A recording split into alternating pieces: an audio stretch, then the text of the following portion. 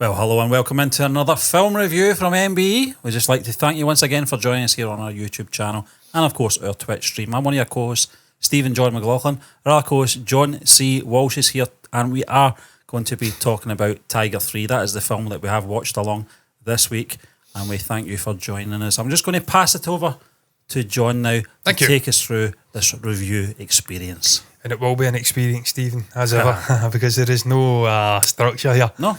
There's no notes. It's very spontaneous. Spontaneity is the spice of life, not whatever that is. Yeah. Something's the spice of life. Yeah. Variety. Yeah. Spontaneity is the spice of life on this channel, and we're going to be spontaneous, Stephen. But this is the third instalment in the Tiger sub-universe within the YRF spy universe. Yeah. And it get pillared, Stephen, I think that's a word. It got slated, that's another word we can use, which most people will know. In the main, people says it's nowhere near as good as Tiger 2, which was nowhere near as good as Ecto Tiger as well. I think most people thought Tiger 2 was the best of the three. Certainly, I did up until I seen this. I'm not going to give away my thoughts on this. Yeah. Otherwise, there's no point watching it, is there? Yeah. I'll leave that to the end. But Steve, really enjoying this Spy Universe today. We just reacted to the post-credits before we actually started doing this review. I felt that was necessary. We'd missed it initially, just to give us a fuller picture of what they're trying to construct here, not just in this film, but the greater universe. Yeah. And I have to say, I think this is a third different director now. Manish Sharma, I don't think he did Tigers in the High. Can't recall, but... Might be wrong there, but I don't think he did. Yeah. I know we'll talk about him anyway, John. And I just think tonally, Stephen, it's been the correct choice to do different directors for every single film, because you're getting a new lease of life. It's a fresh sort of creative take on this character, on this universe. You're not getting stale, you're not getting bogged down. Even in Mission Impossible, Christopher McQuarrie, as good as he is, he's done the last three, and there's signs that it's starting to grow a little stale. They're still good, but it's not Fallout, and it's certainly not Rogue Nation before it. Yeah. So there's signs that when you overstay your welcome, it can grow stale. And that's one thing about this film right off the bat. It's sort of purpose in this greater universe and the choice to have different directors. I like that. I think when you get a new director in with a fresh approach, John, and an enthusiasm, it helps the actors as well. Because you've seen it, you mentioned it, obviously Chris McQuarrie, but I think by the end of the Dark Knight trilogy as well, Nolan was burnt out, doing that sort of world. Yeah. And I think it does have that effect on the actors as well. So I'm glad they did that. I think Manish Sharma, I think he did Hero, I think, that SRK film that we reacted to. Mm-hmm. Correct me if I'm wrong. But I'll go down and look. I know we'll get into, obviously, his directorial choices in this film. We'll talk about, obviously, things. I said Hero. Fan. Can be heroes. And just having Salman Khan and Katrina Kaif do this for a third time it's a big ask if you want to keep things fresh. And I think the director, I know we'll get into it, but I think he's there. He knows what he's doing. He knows what he has to accomplish to keep this franchise alive. You can't just rely on the YRF universe. Because this film's part of that universe, that we'll get away with it. No, it doesn't work like that. It has to stand its own two legs, But on the whole, it was a worthwhile watch, wasn't it? Yeah, I think so, Stephen. Also, we'll get into the pros and the cons as we go along here. In terms of pros, again, Aditya Chopra, that continuity. Yeah. Been involved in the scripting and writing process of multiple movies within the spy universe. As important as it is to have different directors with their own creative flair coming in and individualising each film, it's equally important to have one sort of stalwart, the anchor throughout. You see it with Kevin Feige, the writing team over at Marvel. You've seen it, I'm sure, in other instances where you've got one person at least holding things together and making sure you can have a degree of freedom within your individual sandbox, each film, but it has to adhere to some rules. So again, like seeing that with Aditya Chopra. Stephen, in terms of this film, obviously a pretty simple plot, really. Yeah. Atish, sort of Pakistan ISI agent, went rogue, didn't like the political system in Pakistan, wanted to go back to good old dictatorship, tyranny, was trying to kill off, I think, a top official at the peace sort of conference in Istanbul, I think it was in 2013 in this universe. That's a flashback. Obviously, again, he comes out of prison and he's at it again. He's trying to overthrow the Prime Minister, who has honourable intentions, wants to foster peace between India and Pakistan. Pakistan and India in that order. She's the Pakistan Prime Minister. She wouldn't she wouldn't say India first. That's not how it works. Pedantic, I know. I digress. A simple story though, Stephen. I don't think... I'm trying to rack my brain here and think of the other movies. Is there a simpler story? Perhaps Egg the Tiger, because it was an introductory thing. Yeah. It was maybe more simplistic. But I think this is probably the second most simplistic story in the entire universe. There's not a huge amount of a back and forth and flashbacks. There's flashbacks in there, but really just to show us what Atish is and what his motivations are and what his part is in this movie. I thought in terms of the story, it was a very streamlined, linear, simple story. And that's a good thing and a bad thing. We'll get into that, I'm sure. What was your thoughts on the story, Steve? Well, before I say that, John, in terms of this universe, and I'll not reveal where I place this one within the universe, but at the moment... I've not thought of that, and we can talk about that maybe at the end once, because if we do it now, we're kind of giving things away. You know, and this is my order, you know, the way I like these films so far, is War is the best one so far. Yeah. And I'd probably say Tiger Zinda Hai, Patan, Yep. Egg the Tiger. Where this was placed, we'll soon find out. What about yourself, John? Yeah, I'd agree with that. Yeah, I would. I still think War's the best movie, followed by Tigers in the High. Really enjoyed that. It was just a vibe about that film. Yeah. The villain, a little bit two-dimensional at times, but certainly buffed in reality of Middle Eastern sort of geopolitics and the Western hegemonic powers' continual interference in their affairs, mining their raw materials, murdering sort of civilians and whatnot in the hundreds of thousands over the course of the last 20 odd years, and the obviously bitterness and resentment that's created amongst people, and they want to fight back. Obviously the manner in which they're fighting back, suicide bombings and terrorism, not to be applauded by any means, but there was something about it. It was a nice vibe in that movie, Tigers in the High. I liked the location. I loved that sort of oil refinery. It was just, it popped. It was bombastic. Yeah. Also, War's just a totally different vibe entirely. Hrithik Roshan and Tiger Shroff, two equal sort of acting powers, if you like. Maybe Hrithik's bigger, but they just worked off of each other beautifully. Yeah. And then you've got Egg the Tiger and Patan, Shah Rukh Khan, I mean, he's brilliant. But as we'll get into when he pops up in this film, has another vibe again. Yeah. And it's not, I don't feel it's as serious as maybe some of the other stories in this universe. And I like that, to be fair. I like the different vibes of the different individual films and characters. Going back to your question, John. But that's the order I'd have. One of the things about the story I really liked was the way they tied this film back to the first film and the second film. It really did connect a lot of the dots, I felt. Yeah. You know, I'm going to go back to obviously the Dark Knight trilogy here, where the Tiger 3 kind of links back to Egg to Tiger, I think, more than the second movie. The second movie's almost like the Dark Knight, the sort of that standalone middle film. And I liked that. It was one of the things I liked about what Chris Nolan did with the third film. Yeah. He linked it back to Batman Begins and a lot of the sort of connections and how things began, and you see that in this. You see some reoccurring characters, you know, that we're missing from the second film. We see obviously the young boy from the second film. Callbacks to obviously Zoya's father and his passing really good, and how that shaped her. Obviously that then put her in a sort of compromise duology of a relationship with Atish and the ISI, and that really does shape and inform what's happening in this film. So you're absolutely right, Stephen, in terms of the way they've chose to almost not ignore Tigers in the High, but they went back and mined off the first film, and that's important. You can't forget the first film. A lot of people do that with trilogies. They forget the first film. Hint, hint, wink, I think wink. as well, John, this came out 2023, wasn't it? So it was a good 10 years. Is that right? Yeah. Since Egg to Tiger. That's a long time. For people do forget. See the aging in Katrina Kaif. I'm not being harsh on her, but she definitely, and also Salman Khan as well, but she was very young. She was like 28 or something in the first film, 27. So she's about 38. Now she's about 30 odds now, and you can really see she has. It goes back to what you're saying, John, in terms of people forgetting that first film. It was a 10-year gap, to be fair, you know, and it's a long time. And that's why I think it was important to tie things back to that, to link it all, and I think they did it really well. They did. Stephen, the story was fine for me.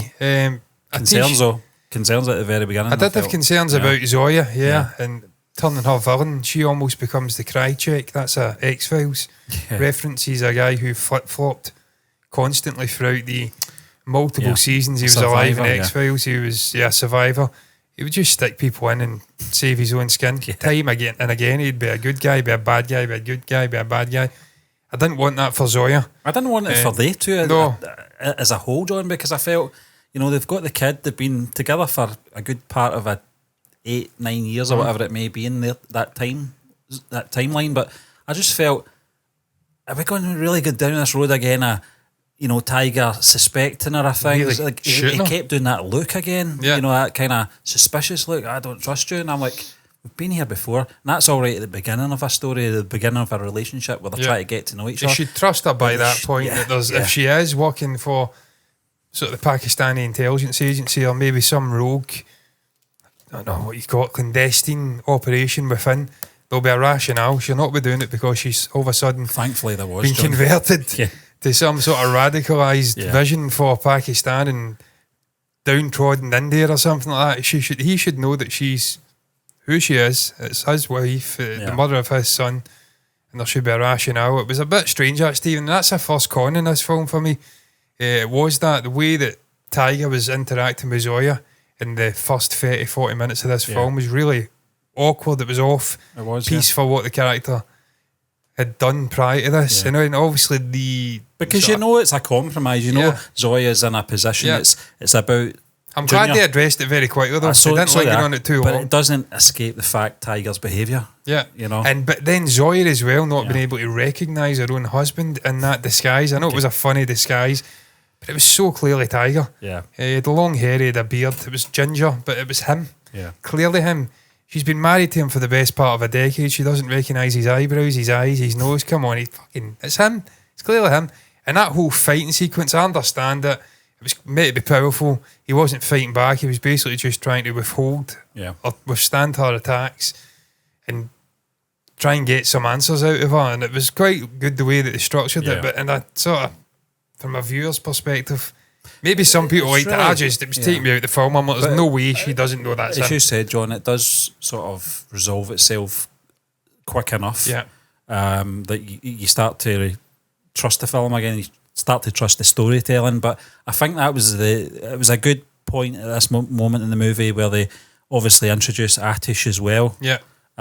He's obviously coming from projection, isn't he? Yeah. To Tiger and given talking the backstory, about the colour green and whatnot, and how it's healing. And once again, we've got that structure in place. The timelines again. We're going back to 2013. Yeah. Obviously, we got the timeline at the very beginning. Obviously, Zoya and her father, but this one was very important as well. And obviously, Nazreen was that the name? No, was it? That was the Prime Minister. I'm thinking about Shaheen Beg, his sort of partner with the unborn child. Him sending her out. Who we know from Azure. Yeah, we know her from Azure, and obviously there was another one she was in, wasn't there? Can't remember the other one. Is it Sacred Games? I think she played the can't remember. Wife. I can't remember it. She was in another one. Look it up at the time. Yeah, but obviously Zoya's decision not to obviously work with Atish and take out this general or whatever, and him sending out sort of partner with the unborn child and her subsequently being sniped by Tiger. Yeah. It's just a web. It's like a sort of trifecta of these three characters. It brings about the actions that we see happening in the present day. He's full of bitterness. He's wanting to sort of avenge her death, and he's wanting to split them up and put their son's life in jeopardy. It was interesting, that flashback, but again, I mean, I don't know if I'm just not suspending my disbelief enough, but time and again reacting to it, I'm like, you're not taking responsibility for your own actions here, Atish. Yeah. You're blaming Zoya, you're blaming Tiger, you're blaming everyone else. You made the decision to send her out. You knew she had your unborn child. Why didn't you just go out or get another agent to go out and do the job? Why did you send her out knowing that you were putting her in danger and you could potentially lose everything that you hold dear to you, I presume? Just I don't know if it's a deliberate character trait. This guy that he's self-absorbed. It sets things up though, John. That's the sort of moves things along very quickly. It was a great scene, I have to say. The shot of her choice, the shot of her when she gets sniped, she's kind of stumbling. It was just beautiful. It was a lovely. I just liked the vibe of that.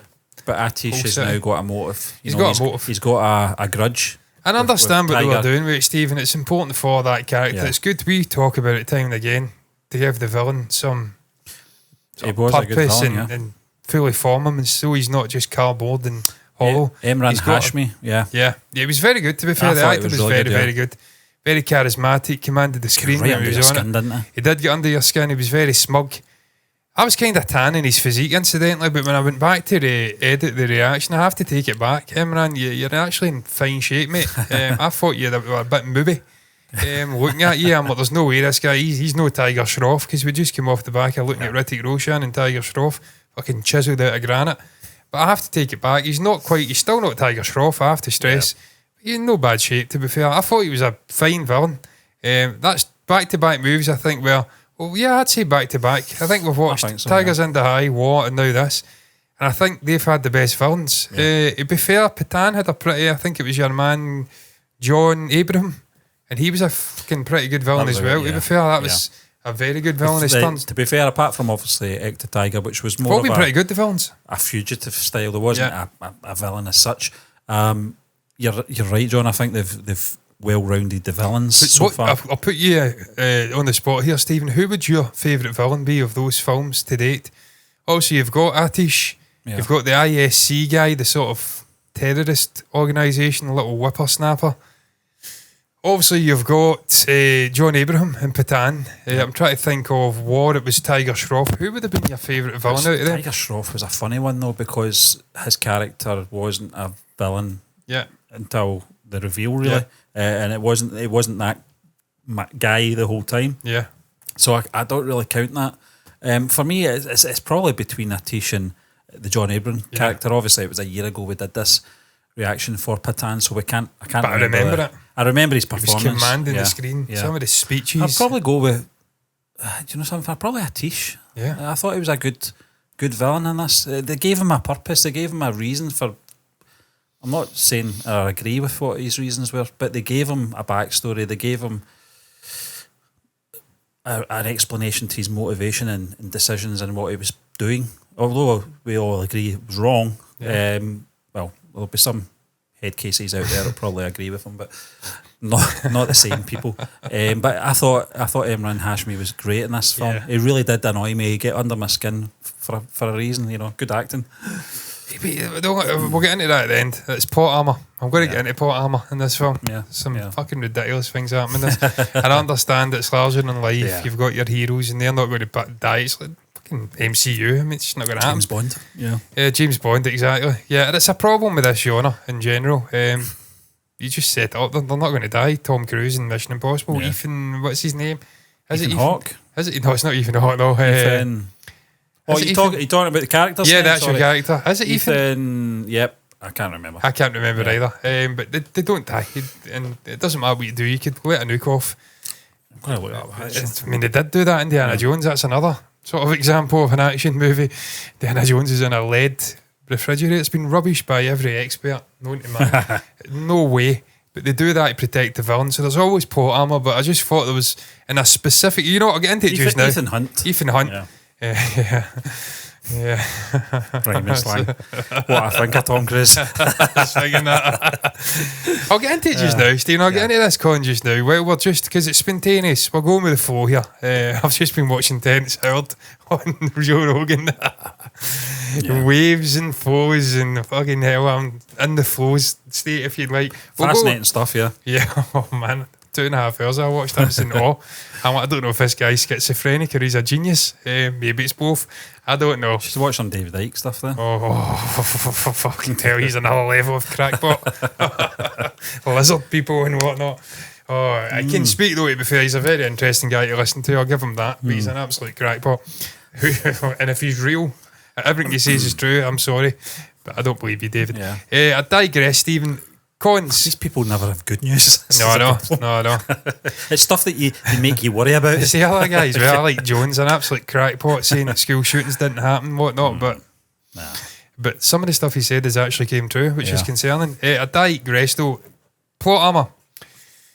There is a moment between Atish and Tiger at the end of this film in the bunker, where Atish grabs a machine gun, and he's mere inches away from Tiger, and he starts spraying the gun. And he keeps missing Tiger.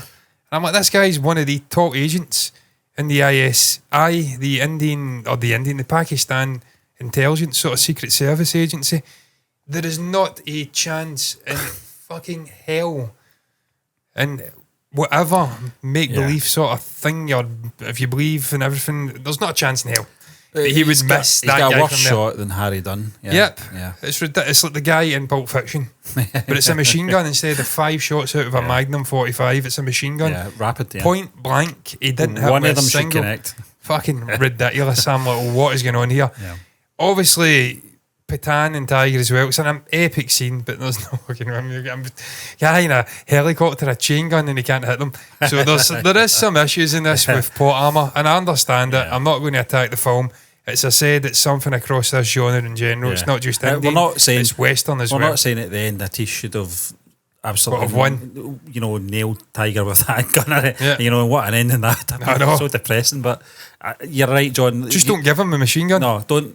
Keep it real. You know, keep it real, please. Because I've been saying for the longest time, Stephen, that I feel that Tiger, his sort of films in this universe are more grounded. Yeah. Patan is balls to the wall. They're fucking fighting and hanging off of helicopters and all sorts is going on. They're stopping trains and jumping up carriages. It's crazy. It's mental. War was grounded and kind of gritty to an extent. And Tiger's been the same. It's been pretty grounded when you think about it. There's no been any real sort of superhuman stuff going on. It's been pretty realistic. So for him to be missing him from a yard away, that was a slight. With that one, con for John, me. I'll give you. But I think the Patan one, because it was outrageous. It's like genre crossing. It's like tone crossing. Sorry, like tonally. Yeah, we've seen that, John, where Marvel did these things with these films, and they were all tonally the same, and then they did Guardians. And I thought at some point they're going to collide, and they have to change the tone. They did it obviously with Thor, Ragnarok, and it worked. You know, and it just. I think that's what they were trying to achieve there. I think they were trying to go in that sort of middle ground between the Patan sort of tone and the Tiger one, but it felt a little bit. Maybe they should have done this a bit earlier in the other films, little sort of comic book moments, if you want to call them that. But the one you're talking about with the machine gun was just the helicopters logically it doesn't make any sense. Kept jumping at the helicopter from sort of blades. I'm like, John, chopped up. Do you know? I was thinking as well. Since we're I don't talking pick about too much, Stephen. I say time and again, suspension of disbelief. Like since I'm half joking. we're talking about Patan just now. Now this was one of the biggest errors that we've ever made in this channel, was watching Patan as a standalone film a year ago without seeing the other films. Because although the Tiger cameo was great, and we knew Salman Khan from obviously watching a lot of his trailers, it didn't have the same impact as this one because we invested. In the other films, and we've seen a moment. Patan as well. It was a moment. I didn't know he was in it. No, I didn't know. It caught me completely by surprise. I didn't think they were going to go there with it. Steve, it was just a timeline as well. It was a timeline as well. I wasn't fully aware. I knew it came out in 2023, but I didn't really put 2 and 2 together and realise that this came out after Patan. Yeah, and there was an opportunity for Patan to come back in and sort of repay the favour. I didn't expect it. And when it came, it was a great moment, Steve. I got a bigger kick out of this one than the one in Patan, but it was just because of the situation. But I think if we did watch it in sequential order, I think it would have get the same sort of. I've seen Salman Khan and the scarf and the reveal, But and the chemistry between the two is just off the charts. Shah Rukh and Salman are brilliant together. They're joking. The little moment where what's that? It's a helicopter. Is it ours? No, it's theirs. And they're just kind of swaggering, and then they start firing. They're like. The way Shah Rukh does a Shah better run as well. They cut the cable on the thing they were on, and he went, it'll stop. He was doubtful, and then he says it stopped. It was just brilliant moments. It was just, you're right, Stephen, 2 worlds collide, and the tones from both were slightly different, but I thought they merged it well. I wasn't as bothered about the plot armour in that movie, or that part of the movie, because it's Patan. You've got to facilitate Shah Rukh whenever he wants to come into a film. And it worked, Stephen. It was a brilliant, visually incredible scene. The bridge, the way that they blew it up, the helicopter stuff, and them going down in the parachute, just all the stuff with the bikes, everything. We were laughing at the soldiers coming down on the ropes. It's like, what are you doing? It's just, you're meant to be soldiers, you're meant to have a degree of training.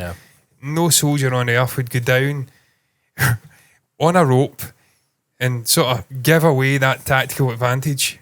You can't get your weapon in your hands. They are loaded with weapons. They're very obviously capable individuals. they're going to shoot you. You're going to be like fucking fish in a barrel. It's in funny. a sense. So we were laughing at it, but it was still a cool. That cool whole scene. sequence, and you mentioned the word visuals there, John. I thought the visuals in this film were probably some of the best. Yeah. And I think right from the start, when you said, this is from 2023, isn't it? That's what you said. And I went, yes, which means the visuals are going to be top notch. Then they were. Because there was some moments in, I think, Egg to Tiger, which is obviously 10 years ago, or 11 years ago now, where some of the stuff like the paste non-faces and stuff like that looked a little off. Yeah. But you've got to appreciate the time it was made as well. And when I thought about that, and I thought about, I think we're going to really enjoy the visuals in this film because we're at sort of present day. I've liked the evolution of these films on a production scale. You can see it growing and growing and growing and becoming more complex and visually better and better and better. The choreographies became better. You can see maybe inspiration from the likes of Mission Impossible in there as well. Some of the stuff they've been doing in terms of scenes. And look, whilst people will poke fun at the likes of Tom Cruise, one thing you can never say about the guy is that he's not pioneering sort of stunt work and action as a genre. He's always pushing the envelope. He's still an Ethan Hunt though. Yeah. Well, I mean, I don't know him behind the camera, but it's certainly, from what I've seen, he does come across a bit of an John, Ethan Hunt. we talked about obviously visuals there. I know we'll does. go back into it when we're talking about the production and stuff, but there was one sort of artistic choice I did not like, and I've got to address it, was the musical within the first 10 minutes of the film. Do you know what it was like? It was like they're trying to reignite the romantic flame between these two characters and remind us how lovely dovey they are before it all goes to shit. And I don't think it worked at all. Certainly not for me. I just thought, he's spying on her. This looks out of place. 2 minutes later he's spying on her, not trusting her. I'm like, no. Ooh, what was that? That was a gremlin there, trying to screw up our video here. I can go and bugger off. Yeah, Stephen, look, I've always praised Indian films for their ability to condense storytelling elements that may take more than 5 minutes into 5 minutes.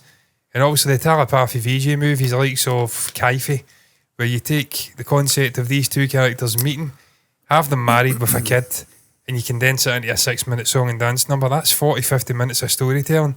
And if it's not that film, that's not the purpose of the film, and there's not a time or place in the film to facilitate 40 minutes of storytelling like that. If you can condense that into a song, then that's incredible. That's probably the best example I've seen in all of Indian cinema doing that. Yeah. Also, we've seen it in Tigers in the High, I think it was. It was Ek the Tiger. It was Ek the Tiger, where Gopi's almost breaking the fourth wall, and he's addressing the fact that he's in a song and dance number. He's like, were you just dancing there? And he's like, no, what are you talking about? So there's little elements where you can use it well, but for me that didn't quite work. You were way too close to the start of the film. I remember we saw moments of that in the trailer, and obviously the towel stuff later on as well. That was another strange sequence, I felt.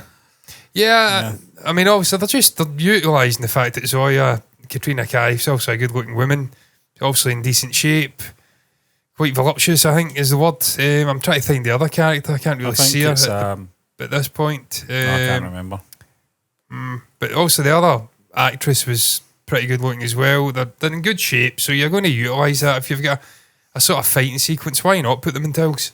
And draw in a certain demographic. I think I killed a lot of people's hopes about that sequence as well. Saying that it's not going to happen. That was fucking hilarious when you because said that. John, you mentioned it as well. You know, the internet's full of these weirdos, let's be honest. We've seen it, and some people use it to their advantage for their channels. X23 or something, that actress, 15, putting a news story on about her, and you've got the channel spiking. I'm like, what is wrong with you creeps? And I just put my head in the sort of position of these weirdos. I don't want to put my head in the position. I know what they're hoping here, and it's not going to happen. It's not what this film's about, I'm afraid. But it was a very impressive action sequence, Stephen, and it had some jeopardy and some stakes, because you've got Tiger waiting to get these eye scans to obviously access this machine, get these PAL codes, sort of nuclear launch codes. So, and the way that they sort of built the suspension, suspense, that's probably the word, not suspension. I've been around a car too often today. A car that's fucking doing my head in, but that's neither here nor there. I thought it was expertly done, because they were both a match. She was getting the shit kicked out of her for long stretches of that fighting sequence, and then she turned the tables. That's another con. She comes out of that with not a blemish on her face. I'm like, come on. Not even a tiny little red mark. You were getting fucking Battered. planted on Yeah. the ground and slapped about and kicked. But I thought that sequence was pretty decent. Was there a need for them to be half naked with towels strapped around them? Probably not. But again, can say it works because the environment they're in. They're in a sort of bath, spa, sauna environment. So the outfits matched in sort of location, if you like. So any excuse, I'm sure they'll utilise that. To be fair, that's something we've not really seen in an Indian film. No. They don't go for gratuitous sort of sexual stuff. They're very much. It's more the web series that do It's more the that, web series, yeah. But to be fair, even then, Yeah. Stephen, they're nowhere near as bad as the West, where it's just in your face. No. Every second Yeah. fucking film you watch has got to have ridiculous. Yeah. I think Superfluous probably nonsense, innit? Mirzapur's probably the only one really that's Yeah. and even that it's pretty tame compared to some of the stuff that you, as you said, John, we do see in Western. Oh, yeah. I mean everything. even a film like Oppenheimer is more Yeah. that Yeah. kind I mean, of when thing you on. get Henry Cavill coming Yeah. out and saying there's no need for it, No. well, just stick to the storytelling. Yeah. Only put that in if it's absolutely required. You know, you've got a problem Yeah. at that point. But yeah, I had no issues with it. Enjoyable sequence to watch. And John, yeah. I just think the way they utilise Katrina Kaif in these films has always been tasteful. Yeah. And they've all and we've said it before, I think Ek the Tiger was her movie in terms she of was the standout, yeah. performance and fighting sequences as well. And throughout those other two films prior to Tiger 3, I always preferred her fighting scenes. I don't know, there's something about the I choreography. think it's the same in this as Yeah, well. I think so, I yeah. think once again I prefer her fighting sequences. Yeah. Tiger, to be fair to Salman Khan, he's a unit. Yes, he's a yeah. fantastic Yeah. actor. He's very charismatic. I've heard what he does outside the acting. He's a brilliant guy. So I'm not doing him down here. But there's a moment at the end with Atish where, I mean, the punch is choreographed. Literally choreographed. It's telegraphed. Yeah. Not choreographed, telegraphed. It's very slow and sluggish. And it's like, I mean, he's got some brilliant action sequences across these three films. The stuff with the bikes and Can you the address horses that and in whatnot. Patano about their age, John? Yeah. Didn't they? Yeah. The Yeah, they're getting older. that scene, yeah, they're getting older. And you can see it, they are getting older. And But Zoya's not, and No, she no, is absolutely no. stupendous. Yeah. Katrina Kaif with some of her fighting sequences. I don't know if she I think does them all, I think but with yeah. the Tiger character, it is about resilience. You know, he Yeah. doesn't back down, he never gives up. And that's Yeah. the sort of theme throughout. Well, he said that, doesn't Yeah. he? He dropped the guns Yep. and says, what, a tiger, something about they'll never give up. I'm Yep. paraphrasing. So yeah, that's in the character sort of remit, Yep. if you'd like. But I thought the action throughout was very, very well done. I'm trying to think off the top of my head spontaneously all the action sequences that were in this film. Obviously the stuff with the BMW in Istanbul, that car chase was phenomenal. Yep. Some of it was a little unnecessary. I mean, I was cringing for the BMW, and they're truly amazing cars. And slam them into a table Yeah. just to not piss someone off and knock their latte over, I think you suggested. Yeah. Maybe unnecessary, but from a visual standpoint, unbelievable. And that's one thing throughout these films, Stephen, I think we've seen time and again. War as well, I think, to an extent, with the motorcycles and whatnot. There's just some Yeah. brilliant stuff gets done with car chases and motorcycle chases. It's just slick. They're very, very slick action movies. Action across the board. I'm trying to think of other ones. Also, the stuff at the end. There's some shock moments in there as well, Stephen. Obviously, the Captain Abra Yeah. Yeah. gets killed. Yep. That was a real shock. I always forget the other Pakistan agent, the other guy. He's revealed to be also a villain. It's not Nikhil, is it? No. Is it Nikhil? Can't remember. I don't think so. I think he may be I think that may be the Rory McIlroy guy. I think that's little Rory McIlroy guy. Yeah, the survivor. Yeah. I don't know what his name is. It's a shame because he's a cool actor. Yeah. But it's a Brar, obviously. Maybe Javid Baik. Maybe him. He's not got a photograph, so it's hard Yeah. to say. But I'm thinking they're both captains. That And ISI. That was a bit of a jaw drop moment. Yeah. I felt, because up to that point I didn't really suspect him. It wasn't until we got the cell phone flashback, and then I went, right, okay. So that's how they suspect. But there was a lot of that going on, and I went, well, if you knew that he was up to no good, why did you Why'd you put a Brar in that situation? in that situation? Some of those things, I suppose we'd probably have to watch it again to. But you could say that if a Brar's not going, then that would obviously, they'd smell a rat Yeah. right away and be like, Yeah, nope. someone had to go. Yeah. Yeah, someone had to be sacrificed. And obviously the other Indian agent passes away as well. And to be fair, Yeah, Steve, we yeah. talk about plot armour and use that as a con. But they did kill off some big characters. Gopi passes away at the start. Yep. Relay some important information to Tiger. Obviously Captain Abrar dies. One of the Raw agents dies. So there is some people passing away. Obviously Shinoy Yep. Shinoy, passes yeah. away off screen Camera, as yeah. well. So they're killing off some major characters in this film, so they're not scared to kill off big players, albeit side players. So hats off to them for that. I thought that was a shocking scene though. Yeah, it was, yeah. When he was taken out, because I've always really liked that character. Just something about him, he's quite charismatic. So that was a shame. The stuff at the start with Zoya, really enjoyed that flashback was stuff. he related to Atish though? Was that the sort of backstory? No, I think that was the is this him? Was I'm going to search Spanish. You know the girl, the one from Azure? Was that not his sister?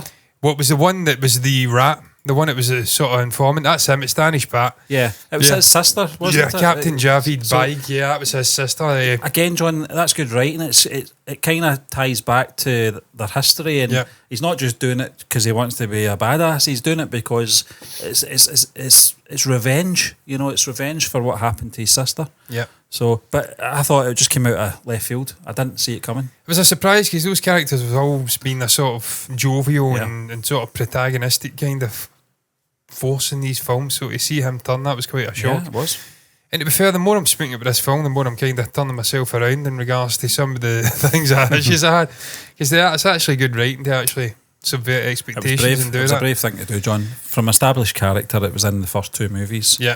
And a familiar face within the first two movies as well. He wasn't just but a cannon fodder. He was a big part of those films, and the relationships up to that point were really good. So it came out of nowhere, and it was quite shocking. And you're talking about that relationship between the sister and the brother and how that impacts on Atish. You've also got the sort of relationship between Zoya that we alluded to and Atish and the father figure, Rehan. Yeah, I liked that stuff. The flashback at the start, that was pretty cool. The card bomb going off. Yep. How that shaped that character, I just found that really interesting. Her connection with Pakistan and wanting it to appear honourable and redeem its reputation on the world stage, and its constant desire to fall back into military dictatorship, and how that ended up taking out her father, and it changed her life and put her into this service, and obviously she met Tiger. I thought it's all pretty well connected. 5 minutes of this film, first 5-10 minutes of this film was very important to understand where they were taking the story, and if you didn't have that, it would have been what I don't understand why these characters acting the way they are. John, I know you're coming round the more you talk about this, but I'm going to bring you back down. So those 2 steps forward are going to be 3 steps back. Well, I mean, I've got another step back as well. Suicide bomber kid. Yeah, that was sacrificing his life. Ridiculous. With a stink bomb. Because I don't know what that was. It was not explosive. I mean, he's literally got a suicide vest on, and he doesn't just walk the extra 10 yards to take out the main villain. I was convinced the dynamite was candles. Yeah. They didn't do anything. They did not do anything. They killed him. Killed a couple of the guys round about. They were still moving about though. But it was really just to delay them so Zoya could go and get the Prime Minister and take her out, and then set about the sort of emotions that take us into the final act where I think it's because I liked the kid. Down there. I liked that kid. He was good. He was alright, yeah. But I don't think it should have been used or disposed that way. But it was almost poetic, Stephen, when you think about it, because he was going to commit suicide at the age of 10, 12 for sort of jihadi, as sort of, what would you call it, extremist sort of purposes, if you'd like. I always try to dance around that in case I'm putting my foot in it. I don't know the terminology that great, so if I've offended anybody, I do apologise. But for extremist sort of reasons, he was going to blow himself up. He was saved by Tiger. And then in the end, he's almost did that anyway. He's went full circle, but he's done it for righteous reasons, if you'd like to actually. But it's ultimately it was in vain. It was in vain. It was a shite death. I think it should have, if they were doing that, it should have been more impactful. I felt, you know. But I mean, it was over within a second. John, you said yourself after we stopped recording that. Didn't really, you didn't shed a tear. I didn't shed a tear because we didn't spend enough time. I liked the character, but he was. I just felt they could have utilised him. If they're bringing him back, utilise him better than that, you know. Yeah. And especially when they almost brought him up and he was like a son figure. They give him a hero's exit. I don't think they did that. They didn't, really well. It wasn't executed well enough. Another thing, Stephen, that kind of takes me a step back for this film, and I'm going to use it as a stick to bash it with, is I just felt it was a little bit rushed at times, this film. We've seen freneticism throughout some of these films. The pacing's been very quick, but they've always took time to slow down at the right moments and have impactful sort of drama moments with the characters. I didn't feel that. I mean, it happened at times, but I felt it was slightly vacuous, a little bit hollow. Did you feel that perhaps maybe that pacing was mistimed at times, because I felt they dragged some things out that could Yeah, have been like the resolved, stuff in which the forced them into rushing a lot of things. the stuff in the amphitheatre, Yeah. just like a 5-minute conversation between Zoya and Atish to say, you got these codes for me, and here's your son, and there he's all right. Yeah. And they're just talking, and then you've got a frenetic rush in that car, or the car I can't even speak now, the car sequence that transpired before it, and then also Patan comes in, you're back into 100-mile-an-hour action. It's just slowing down for the wrong moments for me, and it didn't slow down probably enough throughout. I just felt it was a little bit rushed, this film. That's one thing I will say. Don't mind the story. I said it's simplistic, and sometimes you just have to move a pace. If you've got a simplistic story to tell it in the time you feel is necessary, but I just feel certain elements were rushed. Like the kid blowing himself up, it just water off a duck's back. It just washed over me. It could have been more. It could have been more impactful. It could have been really powerful. Little kid, he was really good in Tigers in the High. He's barely in this film. He's just a pawn. Yeah. Just certain barely elements. speaks, yeah. Barely speaks in the film. Don't know if it's the same actor. I doubt it. I don't think so. No, he's nowhere near as charismatic. That guy. No hitting harm to the little guy, but no. But dull. I mean, that's just another little con for me. I just felt it was a little rushed throughout, a little bit too frenetic, and it just made things less impactful when they came about. We spoke about the likes of War. You spend time with these two characters, you get the reasons why he's I want to be. I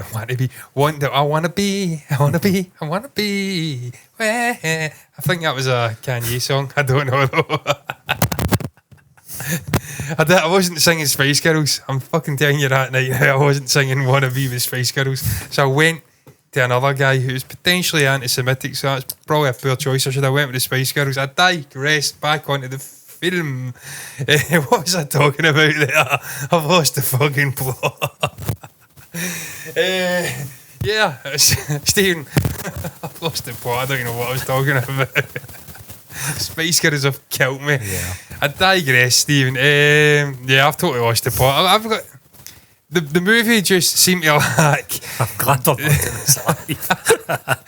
Listen, if we were doing it live, I'd be doing the same thing. I don't give a shit. This is going out as it is, warts and all. I don't care. You need to realise I'm coming off the back of a chest infection, man. I probably should have mentioned that at the start. This isn't live, guys. Yeah, it's not The live. chat may be live. I'm coming off the back of a chest infection, so I'm still slightly. I don't know. Hallucinating slightly at times, and I'm drinking now as well. I've had a cider before this too, so bear with me. You'll have to bear with me. Snake bite, yeah. But yeah, Stephen, look, I mean, the movie just seemed to lack impact in some of the more powerful moments. I mean, it could have worked. Yeah, it was the war stuff. Yeah, that's what I was going to talk about. I've come back. Well, hey, we've got it. Yes, dementia's went away for a moment. War, we spent time with Khalid and Kabir, and we got the rationale behind why they were doing it. Was a want. I said want instead of want, and I fucking lost my mind for a second. Why Khalid wanted to join the military, join this secret service. His father was a traitor. He wanted to redeem the reputation of his family, so that when you do get the sort of reveal that he'd been killed, it has an impact on you. It does, yeah. It has a profound effect because you've spent time with the character. You've slowed it down at the right moments just to hit those points, bond with the sort of audience, and then when it speeds up and something happens, it actually has an impact. Stephen, you mentioned it during War. The stuff about the blind spot in the eye when there's a quite a frenetic action sequence later on. Details you picked are up the on it key. right away. Yeah. I think, John, if you concentrate on the details, the small details, then you can't go wrong because you've got the trust of the audience at that point. And I felt, and there is moments in this. There is, John. I mean, listen, it sounds like we're slating this film or not. We really did enjoy this film, but there is moments in it where they just kind of took their foot off the ball at times. And we've mentioned them. It's just silly things that they shouldn't have really happened, but I think... But General Imtiaz Hack, what is the point in that character? Yeah. He's just a villainous sort of hollow character that floats around, and then the first time he has to do something, he gets turned upside down and hung by action his films feet. have that though, don't they? They have the main villain and then they have this annoying sort of bad guy. And you see that through a lot of action films. You saw it in the likes of Tango and Cash. They had this Australian, I don't know if he was Australian, I think it's Australian, but he was trying to be English, or he was American, trying to be English, but he sounded Australian. I can't remember. But it was just a poor written character, and it's the same with this general. An Australian and a Swedish actor playing an Australian soldier, blacked up. Yeah. Playing an American commando. It was just crazy. That's only Robert Downey Jr. and Jamie Foxx could get away with that. Die Hard, you've obviously got Hans Gruber, but you got a big blonde guy. Yeah. You always get someone like that. He bites the bullet eventually. You know he will. Yeah, but Stephen, to be fair, Hack served up one of the best moments in the movie for me. Coming down the stairs and he gets sniped. Obviously, Tiger thinks he's got control. Atisha's like, I don't give a shit about this guy. Bang. He's gone. I'm going to frame you for it now. Yep.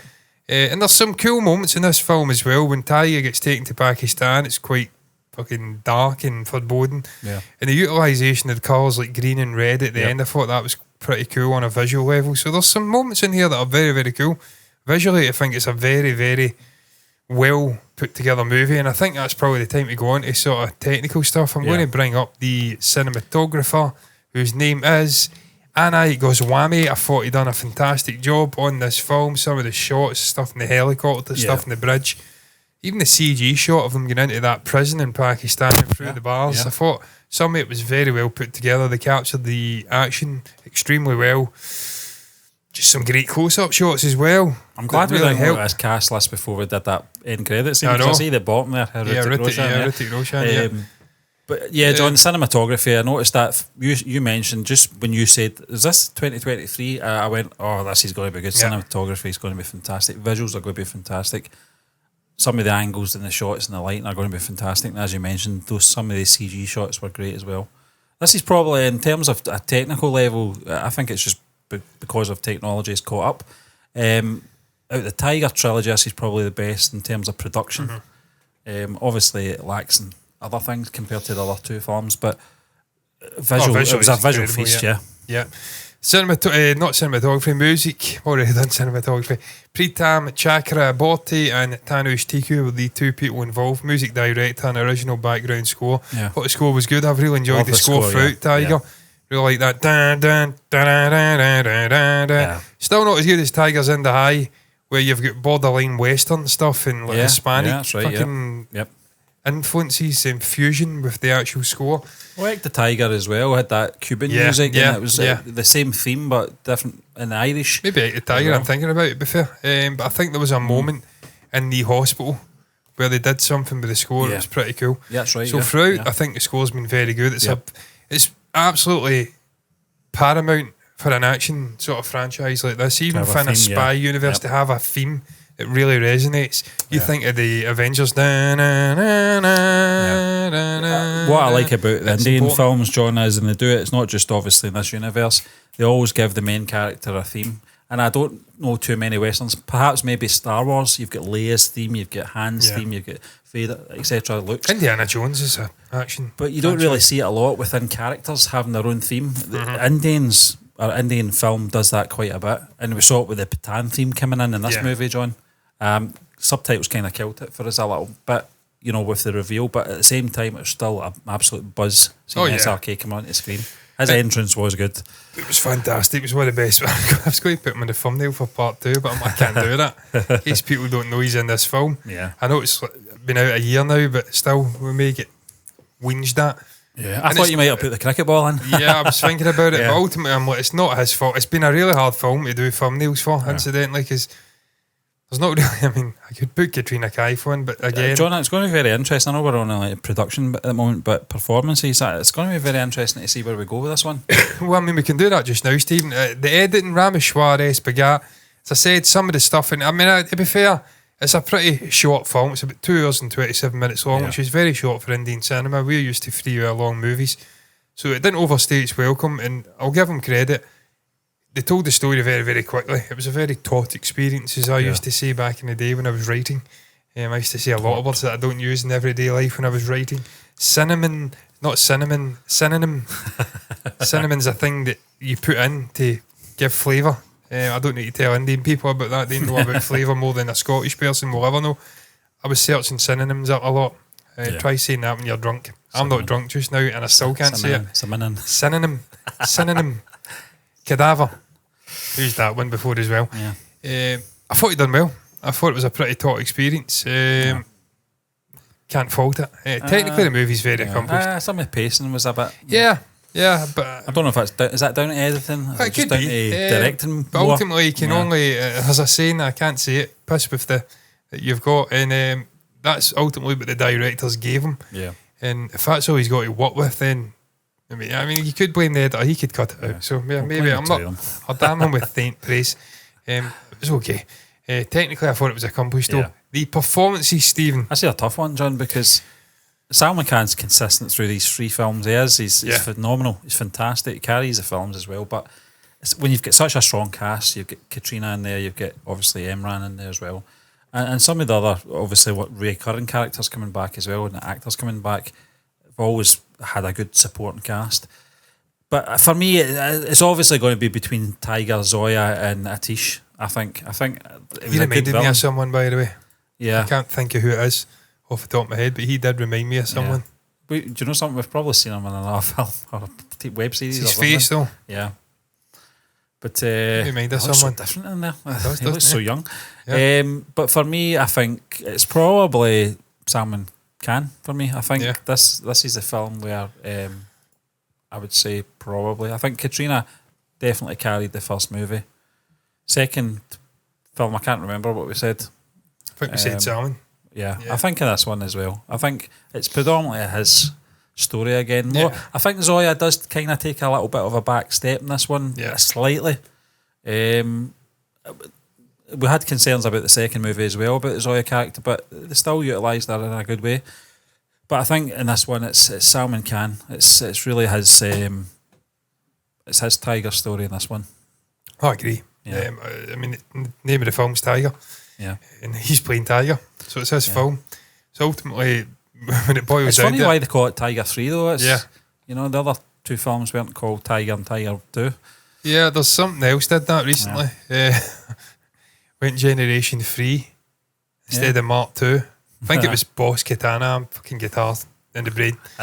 I was watching Anderton's music channel, and as I knew, I don't care about Boss. I don't use Boss Katanas. I've got a tube amp. But yeah, 3rd generation, it's Mark 2 and 1 before. Why would you do that? I don't know. I don't understand it. Just come up with it. Maybe there was a writer's block and they couldn't come up with a good name. I don't know. It kind of worked though, the Tiger. I presume it means like something impactful. I've never actually searched it up. But Tiger's in the Eye, Tiger's Alive, something along those lines. That worked because he was presumed dead. Yeah. Well, he wasn't. They knew he was alive. The people who knew Shinoy and whatnot. But to the greater sort of population, they thought he was dead or whatever. Yeah. And it was Tiger Lives, is he alive? That was the point of the second one. Yeah. Tiger 3, I suppose there's no real way of incorporating sort of. Well, I mean, they could have. They could have. I mean, you could have. he had his resilience. They could have maybe utilised some sort of form of meaning there. I don't know. Just that never gives up or something. No, I don't know. They could have done something, but it doesn't really matter. But it's Tiger. It's Tiger. In the title. Yeah. And Salman Khan's Tiger. Yeah. So when it boils down to it, the film's incumbent on him. It's incumbent on him to carry this film. Yeah. And his performance will ultimately make or break it, because Zoya is ever present, although I do agree she's been reined in a little bit in this film compared to previous two. Yeah. So I say comparative, I don't know why. And the villain's very good in it. I enjoyed the villain. Yeah. Imran Hashmi was brilliant, but it's always going to come down to Salman Khan and how he delivers in this. And I thought he did a great job. I thought there was some brilliant acting in the early points. I didn't really agree with the character's choice to doubt Zoya, but he still had to deliver the performance, and he did it. That's it, yeah. Obviously, as you move throughout the film, he's got various interactions and action sequences, and I think he does a brilliant job of delivering it. He's a very cool guy as well. I mean, it's impossible to dislike this guy. Yeah, exactly. Just fucking charisma personified. I can't speak. I'm losing the plot. We are a good 56 minutes in, so I'm going to blame that. Yeah. But yeah, Salman Khan for me. Yeah. I think Salman was the standout performer. There's not much in it. I think Katrina Kaif just handles herself brilliantly in these films. I thought she was very, very good. That's a very good cast. And that's something we've said time and again, Stephen, to be fair with these films. Even the Pakistan Prime Minister, she was pretty good for what she had to do. We said time and again that they've never just left it to Salman to carry these films. We even said Katrina Kaif was a standout performer in the first one, like you said.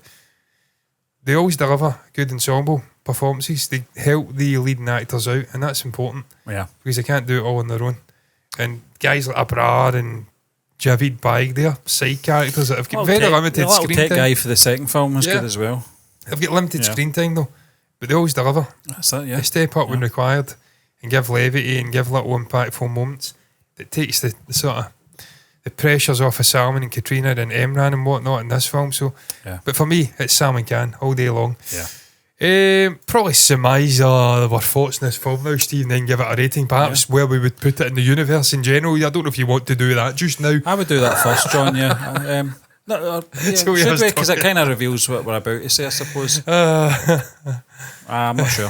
You have to go first this week. Anyway. So the way I was talking there was very, very quick.